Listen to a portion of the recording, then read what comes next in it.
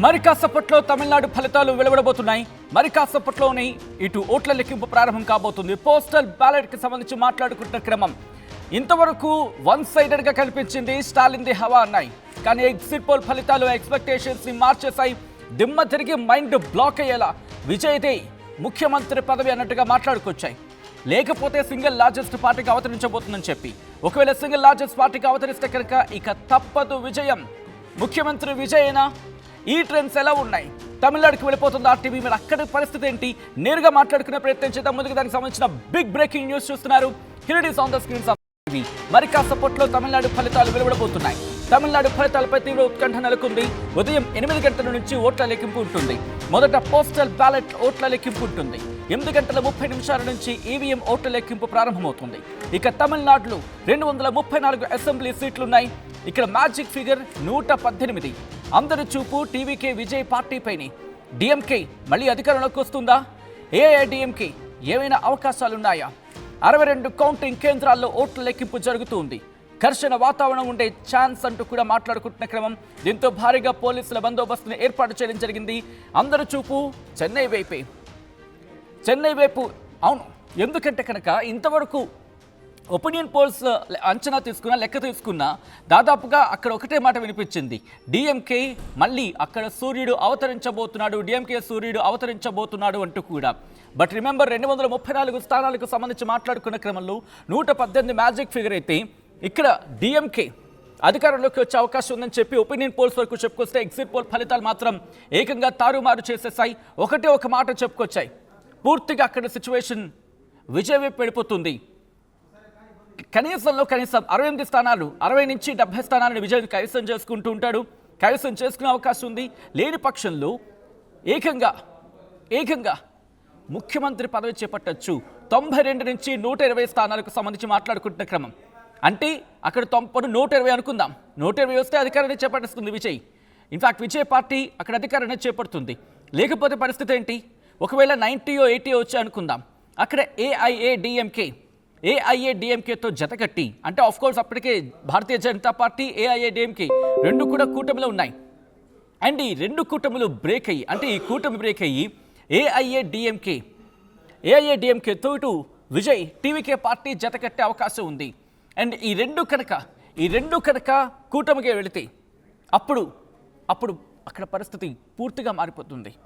ఎందుకంటే అక్కడ ఏం జరిగినా కూడా ఒక హిస్టరీని, సాధారణంగా ఒకరు అధికారంలో ఉంటే ఒకరు జైల్లో ఉంటూ ఉంటారని చెప్పి, అది కరుణానిధి జయలలితకు సంబంధించి మాట్లాడుకునే సందర్భం. ఒకసారి వీళ్ళకి అధికారం ఇస్తే ఇంకొకసారి వాళ్ళకి అధికారం ఇస్తూ ఉంటారు. తమిళ ప్రజల తీర్పు చాలా ఉంటుందని చెప్పి అక్కడ ప్రజలే మాట్లాడుకుంటారంటే అర్థం చేసుకోవచ్చు. అటువంటిది ఈరోజు అక్కడ పరిస్థితి మారిపోయింది. ఇంట్రెస్టింగ్ ఫ్యాక్టర్స్ బయటపడుతూ ఉన్నాయి. మాట్లాడుకునే ప్రయత్నం చేద్దాం. మా ప్రతినిధి అండ్ మా AP input editor Krishnamohan updates అందించేందుకు చెన్నై చేరుకున్నారు. చెన్నైలో ఎటువంటి వాతావరణం ఉంది అప్డేట్స్ అందించేందుకు ఇటు కృష్ణమోహన్ సిద్ధంగా ఉన్నారు. కృష్ణమోహన్తో మాట్లాడే ప్రయత్నం చేస్తున్నాను. Krishnamohan, good morning. Morning Sachin. ఎలా ఉంది జోష్ చెన్నైలో? ఎందుకంటే అఫ్ కోర్స్ రిజల్ట్స్ గురించి మాట్లాడుకున్నప్పుడు జోష్ కనిపిస్తోంది, కానీ అక్కడ మాత్రం టెంపరేచర్ ఏ 50కో, ఒక విధంగా చెప్పాలంటే 118కి చేరుకుంది అనుకోవాలి అక్కడ ఫీవర్.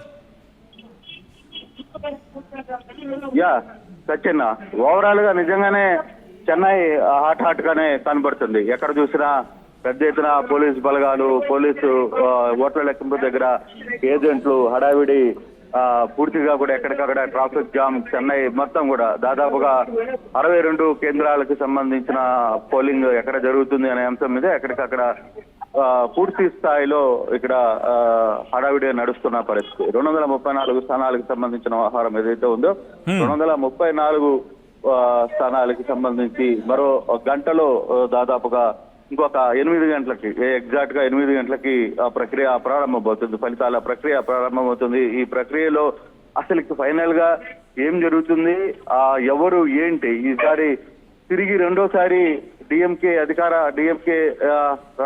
పార్టీ తన ఆధిపత్యాన్ని ప్రదర్శిస్తుందా, లేదు కొత్తగా వచ్చిన టీవీకే పరిస్థితి ఏ విధంగా ఉంది?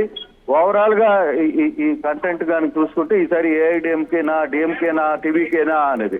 కానీ ఒకటి మాత్రం వాస్తవం, తమిళనాడు రాజకీయాల్లో టీవీకే విజయ్ తన పాత్రని అయితే పోషించబోతున్నాడు. అది ఏ మేరకు చేయబోతున్నాడు, ఏ విధంగా తన పాత్రని చేయబోతున్నాడు అనేది ఇప్పుడు అవసరం. చాలా ఇంపార్టెంట్ థింగ్ ఏంటంటే ఏ ఏ ఏ యాంగిల్లో అతను ఇప్పుడు ఈ వ్యవహారాన్ని నడిపించబోతున్నాడు అనేది చాలా ఇంపార్టెంట్ ఇదిగా కనబడుతోంది. కారణం ఏంటంటే overall subject TVK versus DMK గా కొనసాగుతుందా, లేదు డిఎంకే వర్సెస్ ఏఐడిఎంకే గా కొనసాగుతుందా?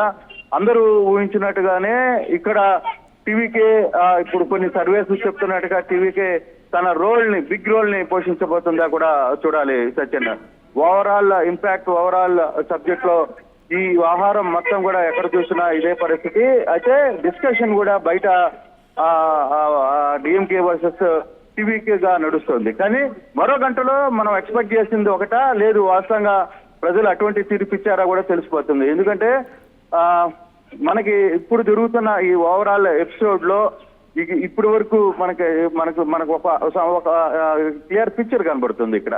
కాకపోతే అది ఫస్ట్ ఓట్ల లెక్కింపు, పోస్టల్ ఓట్లు లెక్కింపు ఏ విధంగా రాబోతుంది, తర్వాత ఒక గంట తర్వాత జరగబోయే మిగతా లెక్కింపులు, అంటే ఒక 10 గంటలకి మొదటి ఫలితం అంటే ఫలితానికి రాకపోవచ్చు, కానీ ట్రెండ్స్ మాత్రం 10 గంటలకల్లా ట్రెండ్స్ క్లియర్ అవుతాయి. ఆ ట్రెండ్స్ ని ఏ విధంగా చేయబోతున్నారు, ఏ విధంగా నడుచుకోబోతున్నారు అనేది చూడాల్సిన పరిస్థితి అయితే ఉంది.